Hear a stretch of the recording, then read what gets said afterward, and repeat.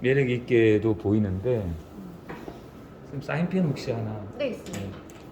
붉게 나오는데. 이렇게 나오는 거요. 잠시만요. 플러스 펜 괜찮으세요? 네, 좋아요. 아, 저는 비너증이란 단어 처음 들어봤는데, 비너증이라는 말을 네, 이 사전을 제작하신 네, 저 선생님께서 네. 만든 용어예요. 아, 예. 그래서 그러니까 뭔가 되게 정의를 내리게 되니까 좋더라고요. 아, 이걸 비너증이라고 부르면 좋겠구나. 예. 저 스스로도 약간, 아, 내가 그동안 막 말을 하거나 쓰거나 막혔는데, 네. 그게 비너증이구나 예. 하니까 정리가 돼서 좋더라고요. 너무 얇은 글씨라. 괜찮아요 지금. 네. 너무 좋은 거다. 아, 예. 그러니까 지금 그 쌤 오늘 네. 얘기 나누고자 했던 네. 문해력 교육이다. 아, 잘한다. 네. 어쨌든 우리가 뭐 땡땡 교육이라고 이런 말을 쓸 때 그때는 썼겠어. 네. 항상 이게 잘 쓰실 거예요. 예. 항상 이게 네. 이게 저기 그 소통에 문제가 되고 있어요. 문해력 교육이요? 아니 교육 우리가 자체에 대해서? 이 교육이란 말을 쓸 때 네. 근데 그 이걸 도대체 무슨 뜻으로 그러니까 모양은 이제 모양은 분명히 교육이라고 이렇게 나와 있는데 여기 실제로 사람들이 가지고 있는 속뜻은 뭘까 이거예요. 근데 속뜻을 따져보지 않고 그냥 장식용으로 쓰고 있지 않는가 이런 데서 이제 이게 장식용이 아니라 실제적인 뜻을 부과를 해야 되겠다. 그래서 여기에 대해서 이 교육이라는 이 말에 대해서 어떤 실제적인 의미를 부여할 건가, 속뜻이 어떻게 사람마다 이렇게 달라지는가, 그걸 갖다가 새롭게 탐구하고 여기 아주 중요한 그 속뜻이 있다.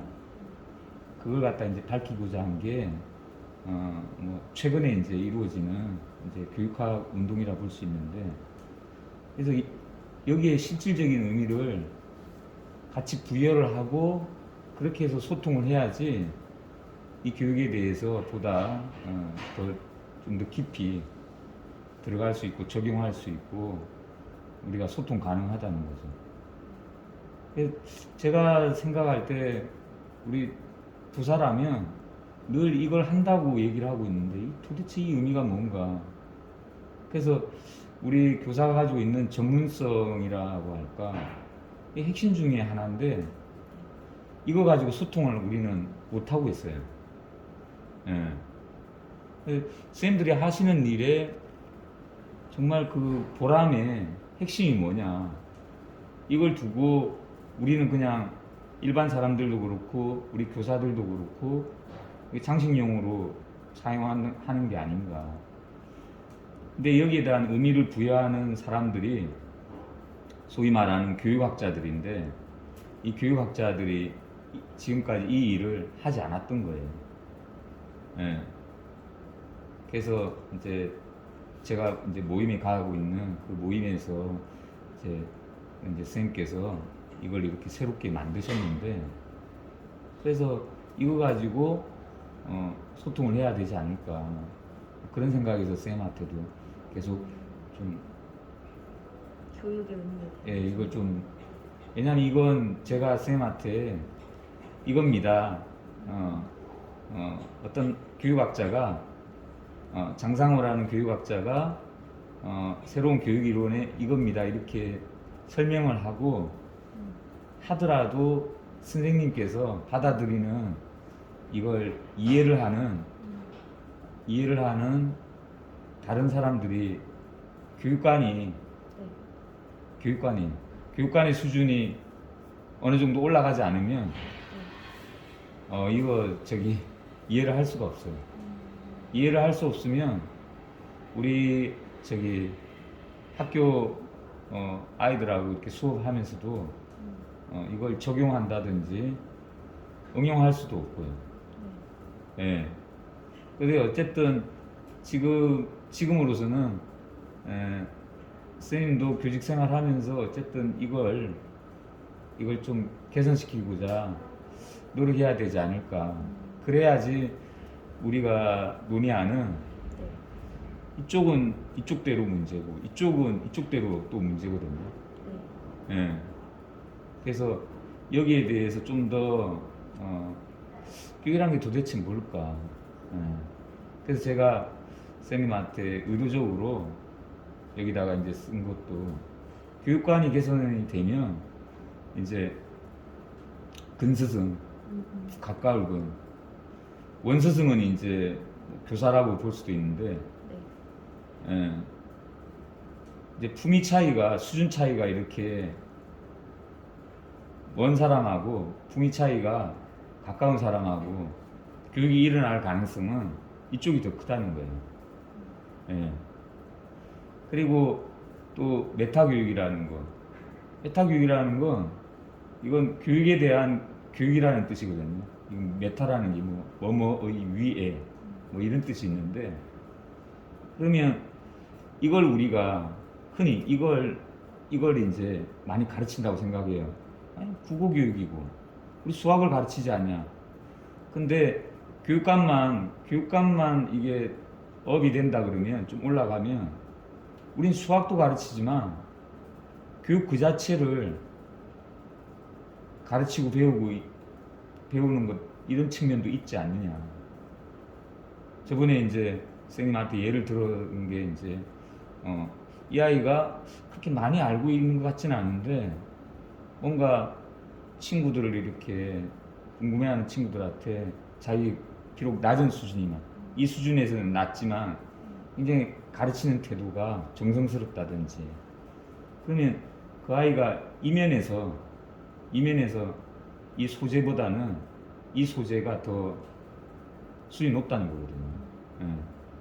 그러면 이거 자체도 상당히 중요한 소재라 볼 수 있어요. 그래서 메타교육이라는 그런 측면도 떠올릴 수 있으려면 이 교육관을 어떻게 이렇게 좀 개선하는 그런 노력을 같이 기울일 때 이제 좀 새로운 도전 과제라고 할까. 그 전에 안 보이던 그런 측면들이 보이는 거죠. 이 외로도 뭐 굉장히 많이 있어요.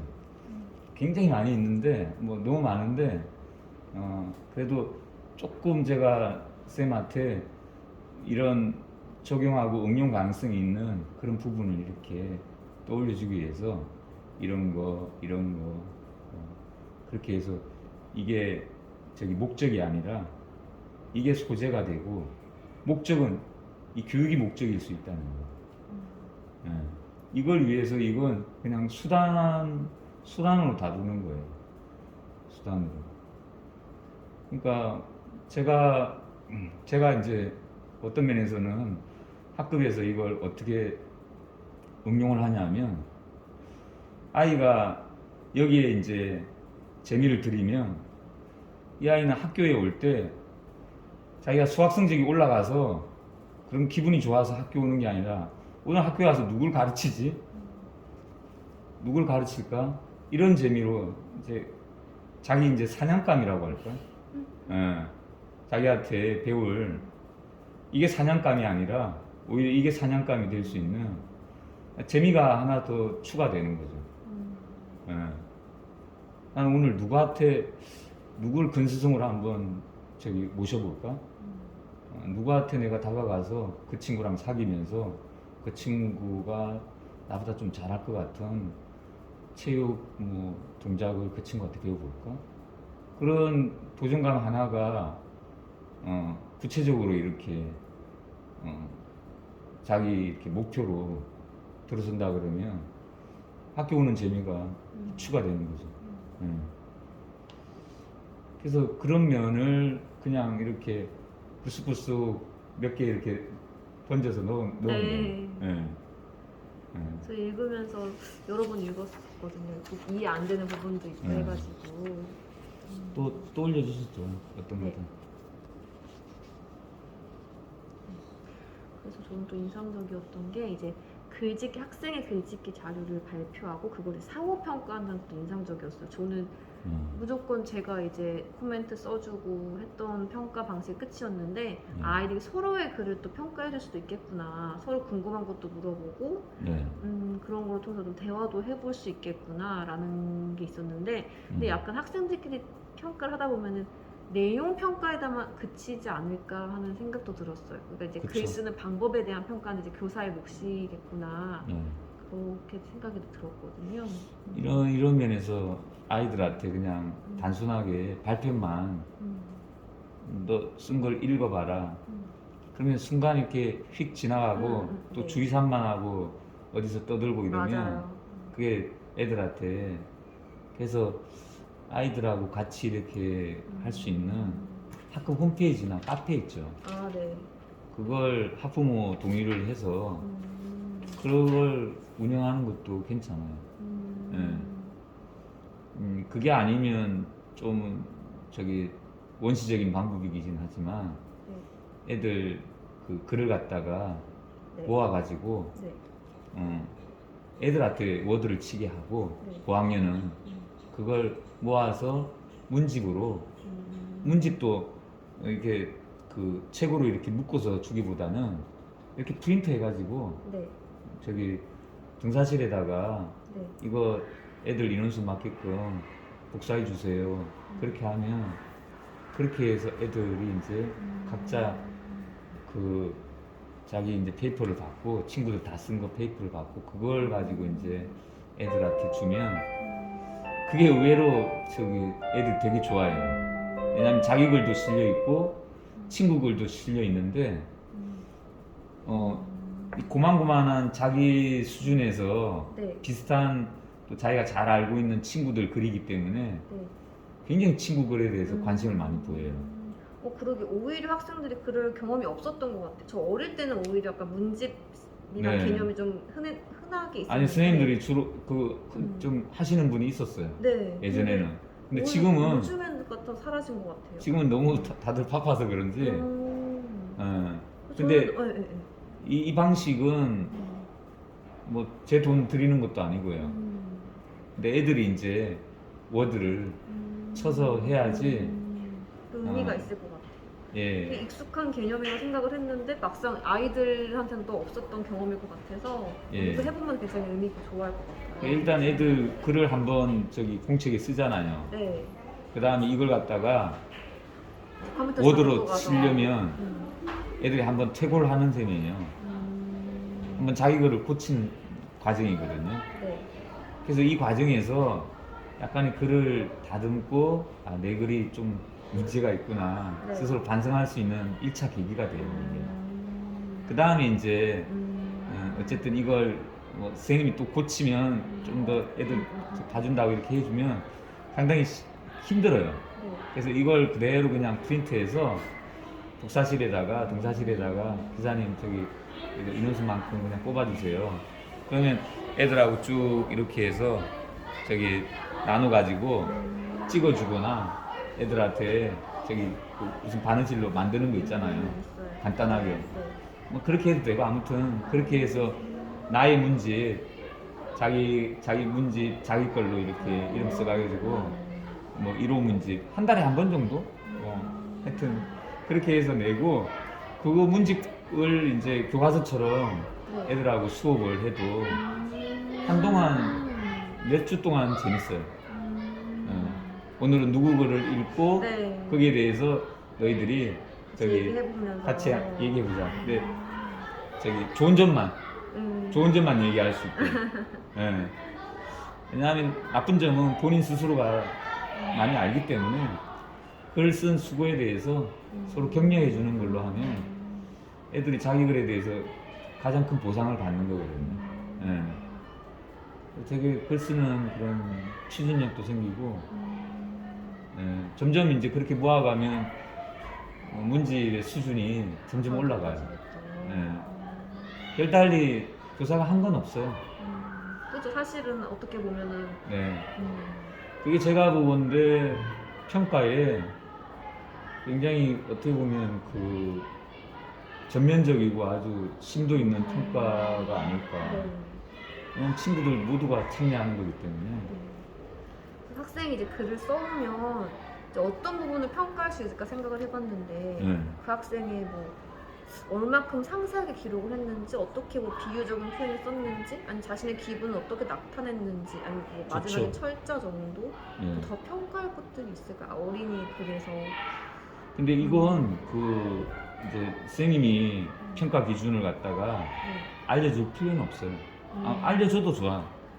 애들이 이렇게 그런 평가 기준이 있을 수 있구나 알려주는 것도 좋은데 애들이 알게 모르게 여러 가지 기준을 자기 나름대로 친구 글에 대한 칭찬할 때 그런 거 분석을 해요. 나름대로 또 분석하는 기준. 나름대로.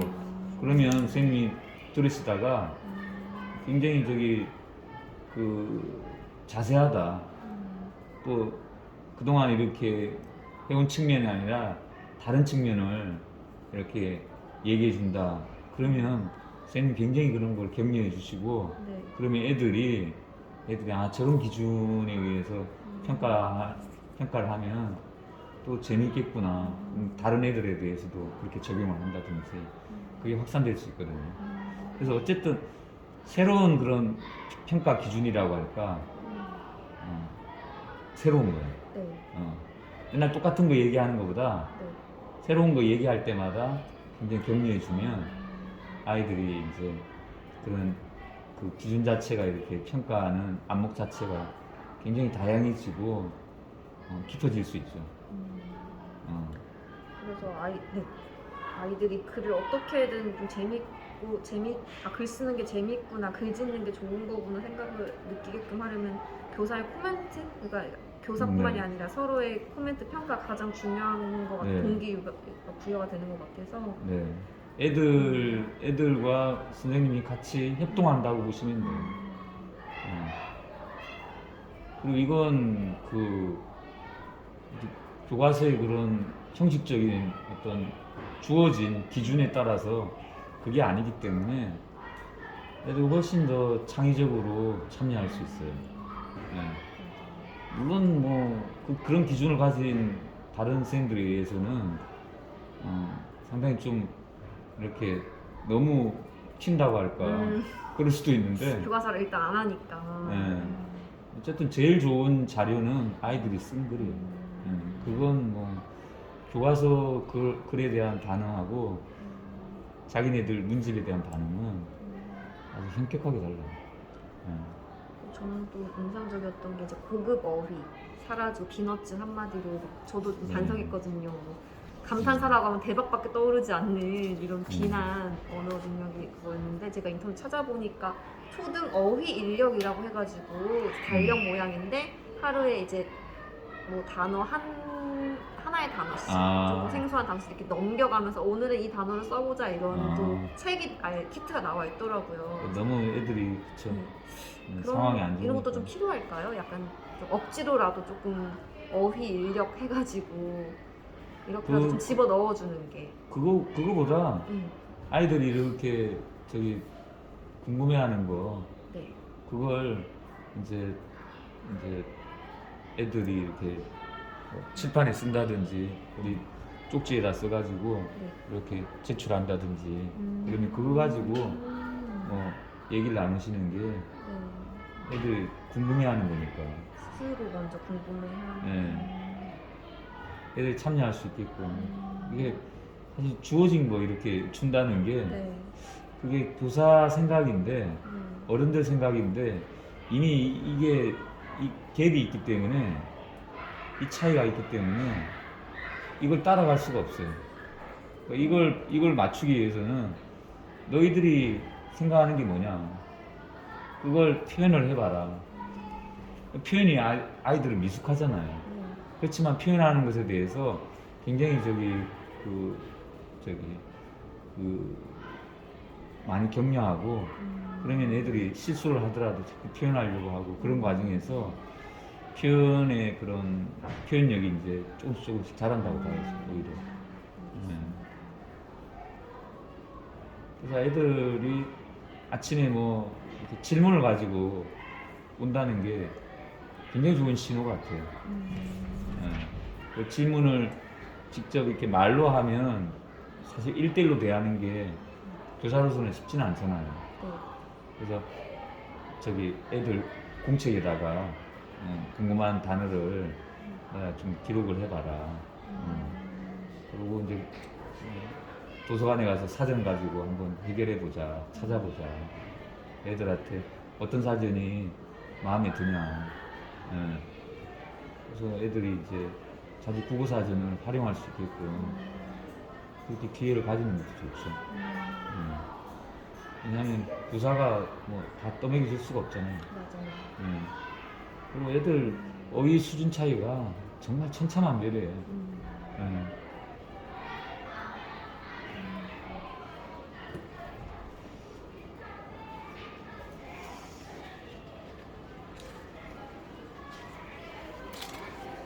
그래서 이제 그 어휘력이란 게 한자어랑 또 연결이 되더라고요. 그래서 말씀해주신 어플 네. 사용하면서 검색한 습관이 생겼어요. 약간 평소에는 그냥 쓰던 단어인데 이거는 뭐랑 뭐라고 이루어져 있지? 하면서 한번 검색을 해보게 되더라고요. 재밌어가지고 네. 이렇게 사용을 잘 하고 있습니다. 근데 저는 이걸 글을 갖다가 글을 갖다가 한번 이렇게 이어볼 그런 뭐라고 할까 그런 기회가 재밌지 않을까 그런 상상을 했어요. 그리고 제가 이렇게 시도를 해봤는데 만약에 선생님하고 제가 사실 글짓기 수준이 제가 나을지 선생님이 나을지 몰라요. 단 제가 좀 자신하는 부분은 어쨌든 저는 이걸 전공하고 있는 제가 전공자이기 때문에 제가 이 면에서는 강제적으로 이렇게 선생님한테 주입하는 게 아니라 선생님이 여기에 대해서 질문을 하시면 제가 선생님 수준에서 조금 더 업시킬 수 있게끔 그건 제가 이제 좀 시도할 수 있거든요. 그래서 글을 갖다가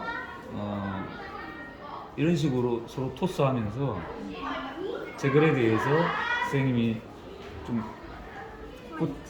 코멘트보다는 선생님 고치셔도 돼요. 제가 좀 조심스럽지 아무래도 아니야, 저보다 아니야. 훨씬 이제 아니 이 부분은 빼고 이 부분은 빼고 이 부분을 저기 더 자세하게 적어달라든지. 설명을 조금 더 자세히 해주세요. 네, 실은 제가 2개 모임에 지금 좀 연구 모임에 지금 참여하고 있는데, 어떤 모임일까요? 네, 이건 이제 교육학 연구 모임이 있고요. 네. 하나는 속도사전 모임이 있어요. 네네. 근데 저자분하고 하시는. 예.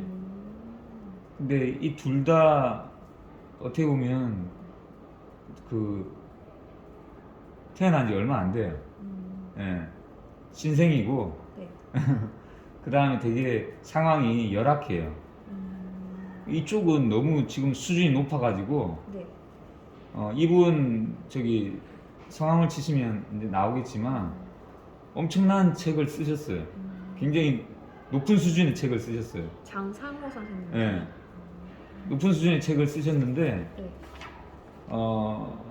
여기 진입하는 게 보통 어려운 게 아니에요. 예. 뭐 10년을 이렇게 해도 교수님이세요? 지금은 이제 저기 퇴임하시고 80세가 넘었는데 어쨌든 아직도 현역이에요. 책을 얼마 전에도 내셨으니까. 예. 근데 아무튼 인문사회학 책 중에서는 가장 어려운 책이에요. 왜냐하면 그럴 수밖에 없는 게 네. 기존의 교육학을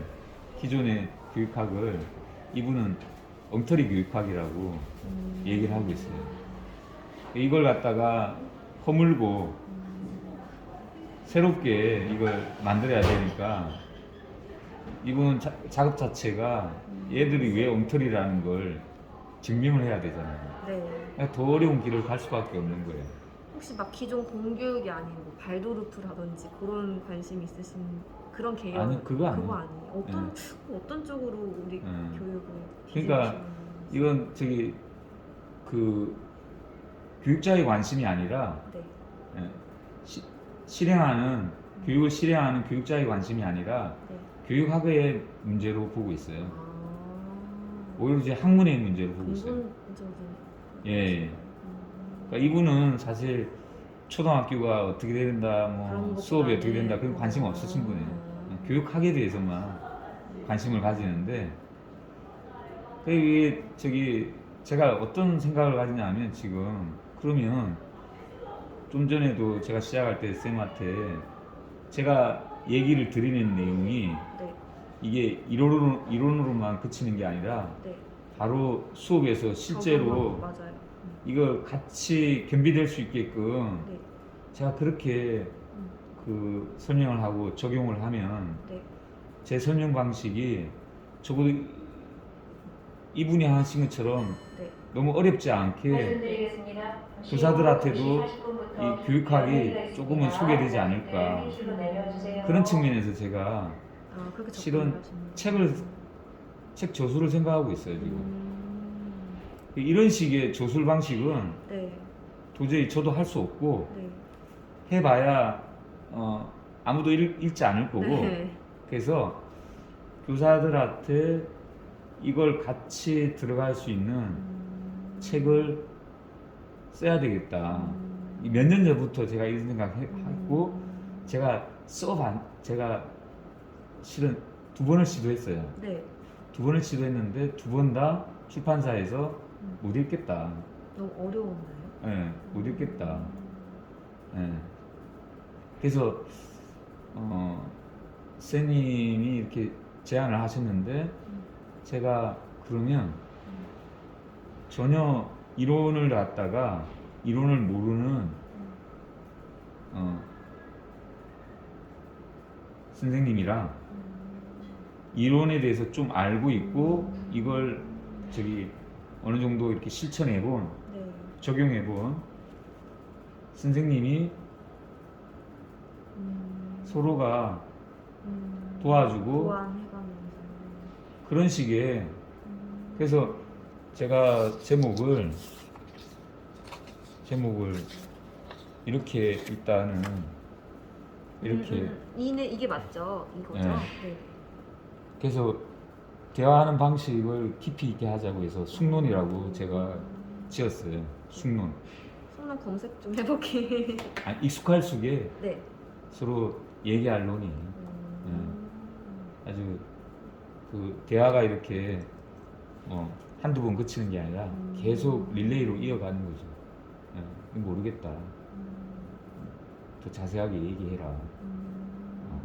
저는 선생님 너무 좋은 아이디어인 것 같아요. 너무 이쪽은 약간 그냥 제가 좀 감히 말씀드리면 약간 탁상 공론의 느낌이 들었어요. 그렇죠. 왜냐면 교육학의 목적은 사실 교육을 행하기 위함인데 이걸 완전 배제해버리고 이것만 의논하기엔 좀 부족한데 그렇다고 또 너무 또 현장 얘기만 하면 좀 깊이가 없으니까 접목을 해서 이렇게 하시는 아이디어 너무 좋으신 것 같아요. 예. 그래서 어쨌든 이제 선생님하고 제가 공동작업으로 사실 공동작업도 그냥 이거 뭐 우리 둘만의 그런 작업이 아니라 이 작업 자체가 바로 선생님께서 학생들한테 이렇게 적용할 수 있고 선생님도 경험해 보는 거죠. 제가 좀 전에 얘기한 말과 글이 얼마나 다른지 이거 저기 9장 뭐 띄엄띄엄 이렇게 해서 쓰는 거지만 엄청 고민했어요 제가. 그러셨을 것 같아요. 저는 너무 대단하시다 느낀 게 어떻게 이 대화를 이렇게 풀어나가셨지? 이런 생각이 들어요. 근데 이걸 선생님께서 이 시간은 한 달도 아니고 2달도 아니고 뭐 1년이 될 수 있고 2년도 될 수 있어요.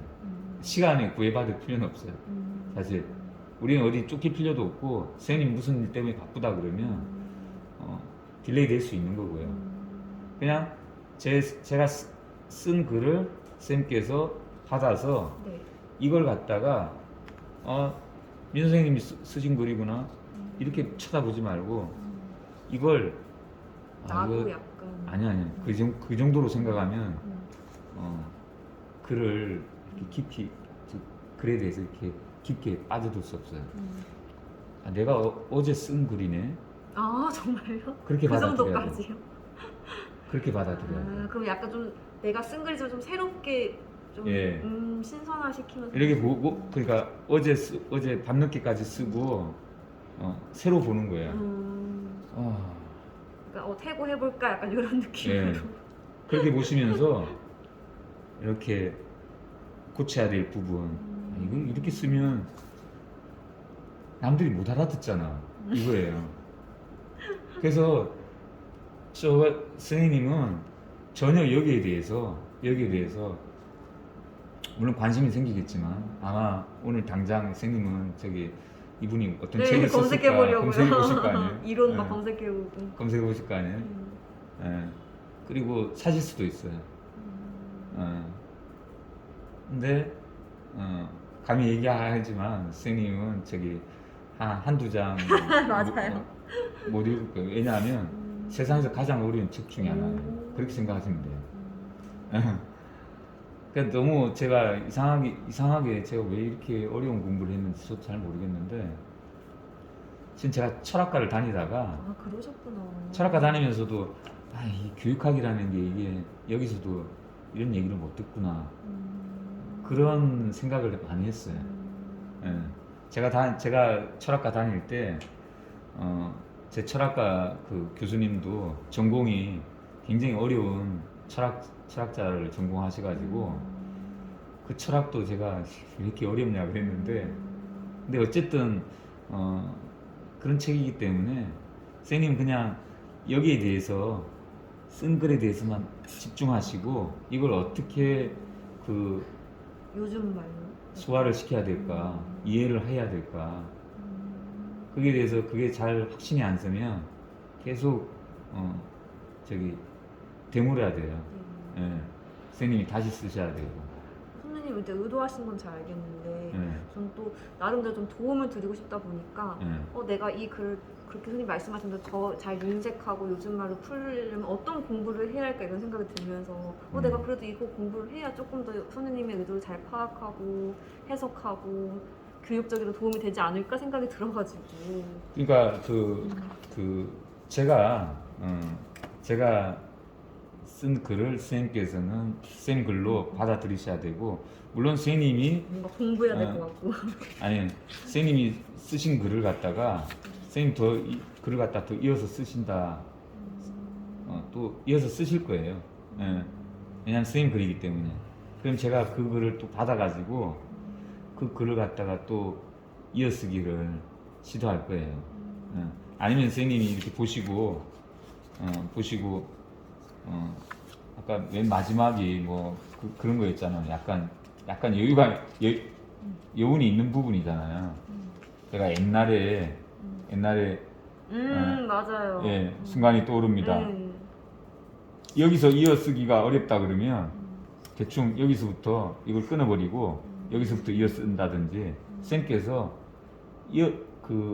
이어야지 글이 될 수 있고 만약에 이렇게 하다가 이게 글이 여기에 맞지 않다 그러면 거기서 작업을 끝내는 것도 괜찮아요. 여기까지 하고 그냥 이건 실패로 돌리자. 그러니까 선생님께서 글짓기라는 건 이제 제가 여기 글쓰기랑 약간 비교를 했는데 이건 국어 교과에서 어떤 정해진 그 틀 내에서 이제 이렇게 맞춰지는 거라 그러면 이건 어떻게 저기 좀 거창하게 얘기하면 완벽하게 자유로운 여행이에요. 우리 여행 목적지를 사실 몰라요. 도대체 우리가 어디로 가야 되는지 뭐 카타르로 지금 가야 되는지 목적지가 우리는 알 수가 없어요. 그냥 떠나는 거예요. 예. 떠나는데 일단은 주제가 뭐 이 정도에 이렇게 대강 맞춰져 있을 뿐이에요. 예. 근데 여기를 가자면 사실 이거 하는 동안은 적어도 뭐 하루 생활 중에서 한 30분 정도 오늘은 30분 정도 이 글을 갖다가 한번 이제 여행을 하는데 모든 걸 쏟아 집중을 하는 거예요. 여기. 그걸로 끝이에요, 선생님. 여기 내가 뭘 준비를 해야 될까? 내가 뭐 배낭을 준비해야지. 내가 돈을 좀 챙겨야지. 그럴 필요는 없어요. 그냥 이 글 가지고 우리가 지금 조금 그래도 한 뭐 두세 걸음 걸었잖아요, 그죠? 두세 걸음 걸었는데 이걸 반성을 하고 이걸 되돌아보고 이제 어느 쪽으로 우리가 좀 더 빠르게 아니면 좀 더 재미있게 좀 더로 접근할 수 있는가를 우리가 물어야 돼요. 예. 그래서 온전히 이건 괴롭지만 주인이 돼야 되는 거예요. 예. 끄집기는 주인 되는 거예요. 이건 제가 볼 때 이게 왜 재미없느냐 하면 이게 틀 내에 맞춰지기 때문에 주인으로 길러지는 방식이 아니거든요. 예. 사람마다 다 고유의 그런 스타일이 있을 건데 이렇게 해서는 자기 그걸 찾을 수 없기 때문에 그래서 이쪽을 맞추는 거죠. 그리고 엄밀히 그 주제 글짓기라고 얘기는 하지만 주제는 큰 틀 내에서 주제는 사실 이거죠. 이거예요. 우리는 이 책의 결말을 우리는 알 수 없어요, 지금. 근데 흔히 이렇게 생각해요. 흔히 결론이 어느 정도 정해져야지 글을 써야 되지 않습니까? 그러잖아요. 그죠? 근데 국어 수업과 평가 내실하라고 했는데 내실 있게 한다는 거, 충실하게 한다는 거 지금 이렇게 그냥 크게 걸어놨지만 사실 이게 뭔지 모르잖아요. 그죠? 평가 내실 있게 한다는 것은 국어 수업을 내실화하는 거, 평가를 내실화하는 거 이게 뭔지는 모르잖아요. 방법. 구체적으로 어떻게 하는 건지 구체적인 모습을 우리는 지금 몰라요. 근데 선생님이랑 저랑 숙론을 통해서 가보자는 거죠. 어디까지 가는지는 잘 모르겠어요. 가다가 중간에 이 정도 쓰고 우리 저기 출판사에다가 한 보내봅시다. 그럴 수도 있어요. 너무 이게 힘들고 더 이상 뭐가 막막하면 벼랑 끝에 와 있다는 느낌이 들면 이거 그만둘 수 있어요. 만약에 이렇게 그만둔다 그러자 그럼 이건 좋은 주제일까요? 별로 좋지 않은 주제일까요? 만약에 이렇게 중간에 이렇게 된다 그러면 그래도 의미 있는 요정 아닐까요? 그럴까요? 그만두고. 한번 해봐야 돼요. 예. 근데 제 경험상 어느 정도 이 주제는 여기까지 갈 확률이 높아요. 그럼 글의 주제는 쭉 이제 뭐 국어, 수어, 문해력 이쪽으로 글짓기 이쪽으로 방향이 되는 걸까요? 아니면 전반적인 교육 쪽일까요? 그러니까 우리가 결국 이 국어 수업과 평가 내시라는 국어 교육 쪽이에요. 전반적인 국어 교육에 관한 국어 교육이. 그러니까 제 가정은 이거예요. 국어 수업과 평가가 내실화된다 그러면 네. 이게 진행된다는 얘기예요. 교육 자체가 진행이 된다는. 예. 만약에 지금처럼 국어 수업과 평가가 뭔지도 모르겠고 국어 수업을 잘한다는 게 뭔지도 모르겠고 이런 상황이라면 국어를 소재로 교육이 이루어지지 않고 무슨 다른 게 진행된다고 봐야 돼요. 예. 이게 교과서 틀이 너무 강해가지고 네. 교과서만 봐라. 또 교과서만 봐라. 사회화라든지 교과서가 중요하다. 교과서가 법이다. 뭐 이런 식으로 이게 너무 강조되다 보면 이게 눌려가지고 이게 국어를 해서 이게 도대체 우리 삶이 나아지는 게 뭐야? 차라리 없는 게 더 낫지 않아? 이렇게까지 비관적으로 평가되는 게 결국은 이거예요. 이건데 이거에 너무 추상적으로 들리고 아무런 의미 없이 지금 장식용으로만 사용되다 보니까 일단 이걸 내건 거죠. 내실험. 그러면 지금 국어 수업 평가는 뭔가 충실하지 않은 거예요. 예. 그래서 쌤하고 실질적으로 우리가 하고 있는 걸 하나하나 국어 수업을 점검하고 비판하면서 좀 더 새롭게 보는 안목을 기르고, 그 안목은 교육학에서도 올 수도 있고요. 그 안목은. 예. 아니면 국어라는 교과를 어떻게 보느냐. 예. 국어라는 교과가 뭐가 부족해서 요새 계속 문해력이 얘기가 되고 있잖아요. 문해력을 우리 어떻게 바라봐야 되느냐. 이런 것까지 꼼꼼히 따져보는 거죠. 그리고 이걸 갖다가 수업에서 네. 어떻게 구현하는지 네. 그것까지도 상호 이렇게 비교해 가면서 이론하고 안목하고 실제 아이들을 가르치는 그 모습하고 비교해 가면서 어떤 게 더 보람 있고 진지한 놀이에 가까운지 그걸 따져보는 거죠. 그러니까 뭐 사실 사실 이런 게 좀 사실 좀 제가 맞들렸어요. 네. 그럼 저부터도 그래서 교과서 막상 가르쳐 재미없어. 이게 뭐야 넘어가 하면서도 막상 그냥 지도서에 좀 의존하게 되는 좀 계속 그냥 또 교과서니까 항상 준비할 때 지도서 먼저 읽고 이렇게 하게 되는데 약간 비판하면서도 뭔가 바꿀 생각 못했던 것 같아요. 근데 그 사실 바꾸려고만 하는 것도 그것도 잘못된 접근이에요. 왜냐면 좋은 건 써먹을 수 있어야 되거든요. 네. 예. 골라서 이렇게 예, 씌워주는 예. 거죠. 그래서 얼마든지 취사 선택을 하는 거고, 그렇지만 이 안목을 바꾼다는 건, 네. 안목이 올라간다는 건, 네. 그건 굉장히 되게 흥미로운 문제거든요. 네. 그럼 바뀌는 건 내 안목만 바뀌는 거예요. 하지만 이제 좋은 거를 고를 수 있는 안목이 생기는 거니까. 근데 안목만 바뀐다는 게 이게 되게 아무튼 그 특이한 활동이에요.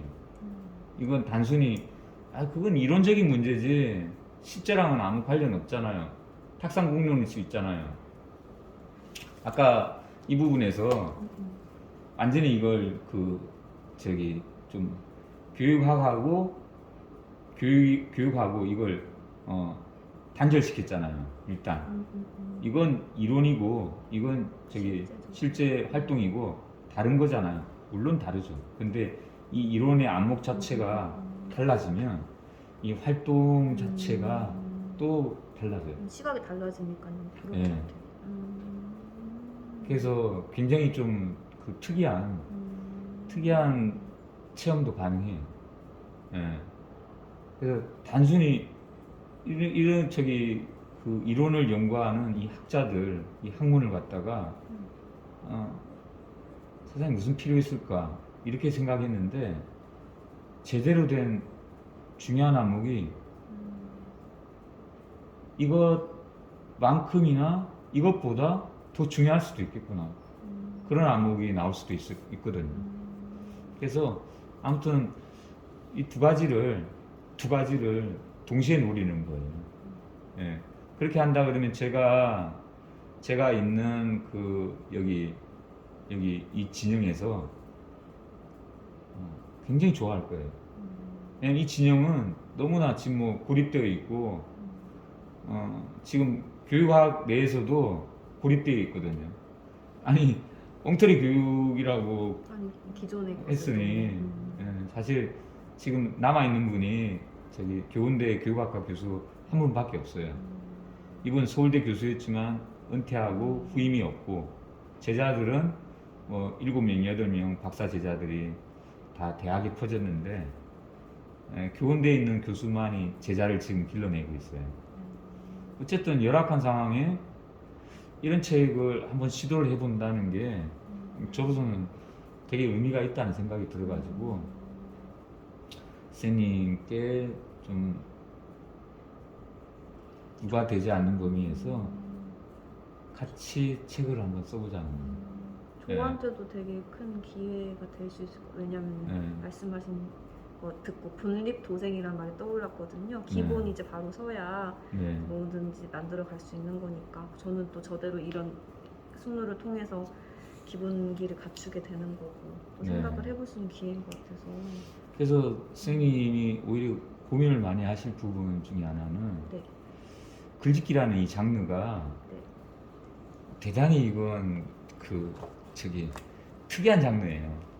음, 세상에 없는 글을 지어내는 거거든요. 엄밀하게 이야기하면 가장 손쉽게 세상을 창조하는 방식이에요.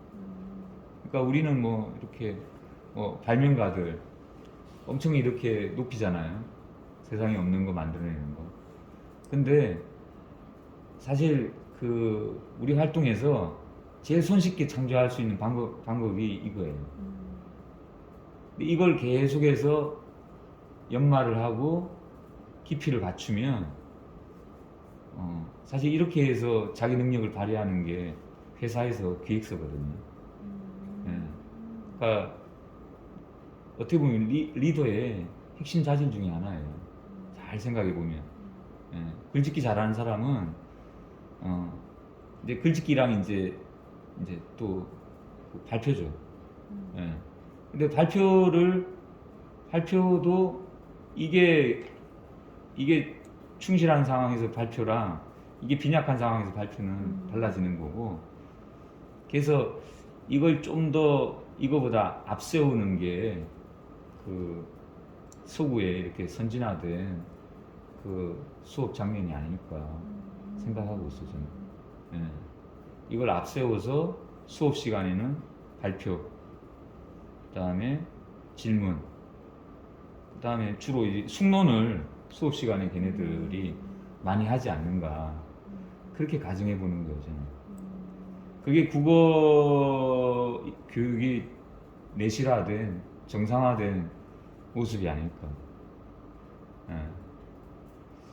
그렇게 좀 네. 잠정적으로 그냥 생각은 하고 있는데, 어쨌든 같이 작업을 해보면 상당히 예기치 않은 이상한 돌발 사건이 많이 나올 거예요. 예. 사실 이 글짓기 방식이 그 방식하고 똑같아요. 논문 쓰는 방식하고. 네, 그 생각했어요. 논문 쓰는 방식이 제일 자연스러운 게, 이거 뭐지? 질문이거든요. 질문이 논문 주제가 될 가능성이 굉장히 커요. 질문하고 지도 교수가 너 질문이 이게 가정하고 있는 게 뭐냐. 그래서 이론적인 배경이라든지 그렇게 해서 이 과정을 갖다가 교수가 나름대로 이렇게 대체적으로 짜주고 한번 계속해서 불려봐라. 생각하면 또 우려나오고 그렇게 해서 논문이 진행되는데, 결국 결론은 처음 질문에 대해서 막연하게 생각했던 그 결론이 안 나오고 아주 이 과정을 통해서 엉뚱한 곳으로 갈 가능성도 있어요, 이게. 그래서 자유로운 여행이라고 이런 글짓기 방식인데, 일종의 그런 걸 같이 삐그덕거리면서 한번 해보는 거죠. 예. 사실 교직 생활에서 이렇게 하는 게, 제가 제 처한테 네 이런 거 생각하고 있는데 제 처한테 같이 해볼 생각 있냐 그러니까 죽어도 싫어요. 근데 선생님 경우는 일단 교직 생활에 대한 경험이 몇 년 차세요, 선생님? 제가 4년 차예요. 4년 차. 딱 좋죠. 딱 좋죠. 예. 적어도 제 얘기를 이렇게 들을 수 있는 경험이 일단 3년 이상이면 어느 정도 쌓인 거거든요. 예. 그런데다가 약간의 의문도 생길 만하고. 맞아요. 예. 약간 이제 하여튼 좀 연차가 더 쌓이면 이제 초임 교사 때 이렇게 그런 문제 의식이 굉장히 무뎌져요. 당연하게 그냥 다니는 거고 그렇게 생각되다가 하여튼 상당히 좀 위기 상황이 와요. 예. 내가 최민교사 때 내가 이렇게 생각했던 그 교직 생활이 맞나? 이 상황이 와요. 그러다가 이제 어느 정도 그냥 생활인이라고 할까, 그냥 교직에 적응한다고 할까. 그것도 사실 나쁜 건 아닌데, 그래도 어떤 그런 차원은 상당히 좀 흥미가 있어요. 예. 문제가 있지만 이 교사 생활하고 이 연구를 이걸 해본다는 거, 예. 상당히 흥미가 있어요. 이걸 좀 반성적으로 돌아보는 거거든요. 예. 그래서 이 연구를 위해서도 그 도구를 하나 가져야 되는데 제가 생각할 때는 좋은 도구가 선생님 좀 의외일 수 있는데 저는 이론이라고 생각해요. 제가 가지고 있는 도구 중에서 제일 강력한 도구는 이론이라고 생각해요. 근데 교대 다닐 때 그런 이론을 이렇게 이론의 중요성을 알려주는 교수가 있었나 없었던 것 같고 나중에 뭐 마음 넘어서 제가 이런 걸 좀 나름 찾아냈는데 이게 하나 걸려드니까 뭐 맨날 학교 오면 그런 궁리를 하는 거예요. 그런 궁리를. 어떤 이론인지 여쭤봐도 될까요? 아까 그분.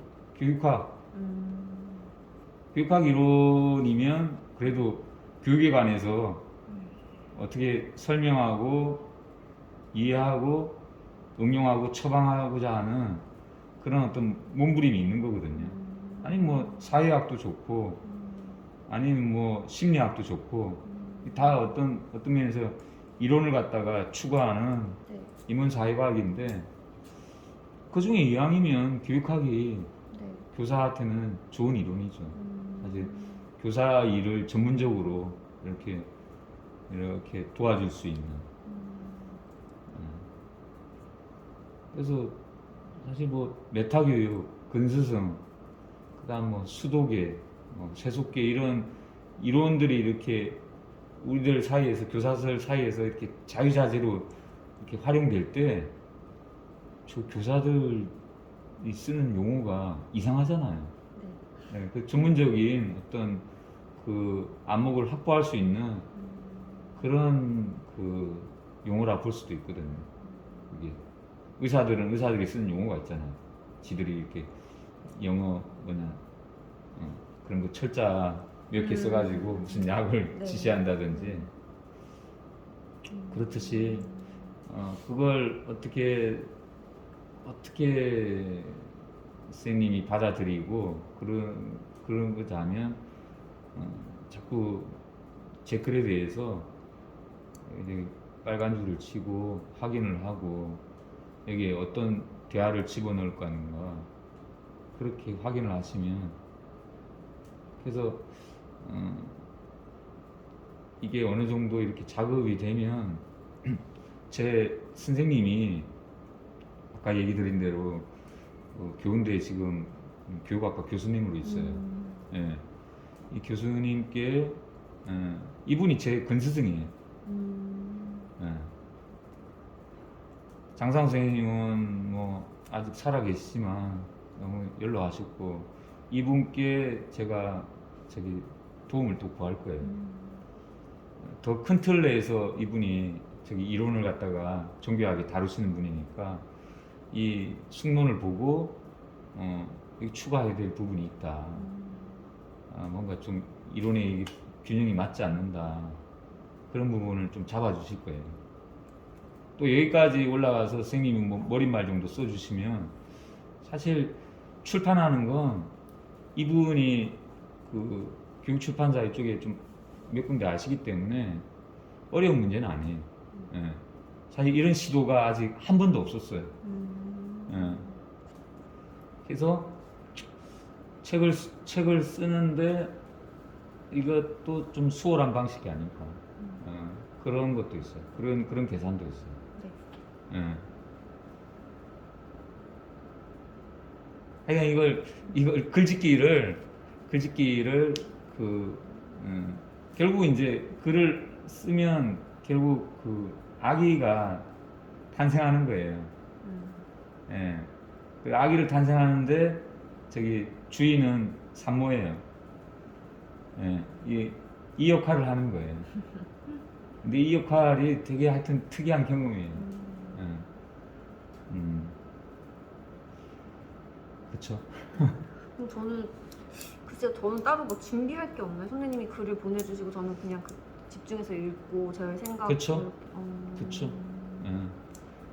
선생님, 알겠습니다. 저도 뭐 따로 준비하는 건 해보겠습니다. 없어요. 네. 저도 출퇴근할 때 네. 계속 계산을 하거든요.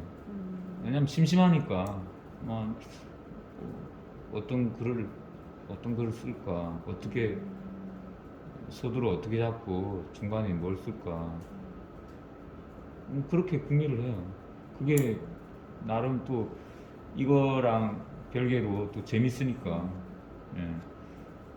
그래서 따로 제가 이걸 위해서 따로 뭐 저도 뭐 그런 건 없어요.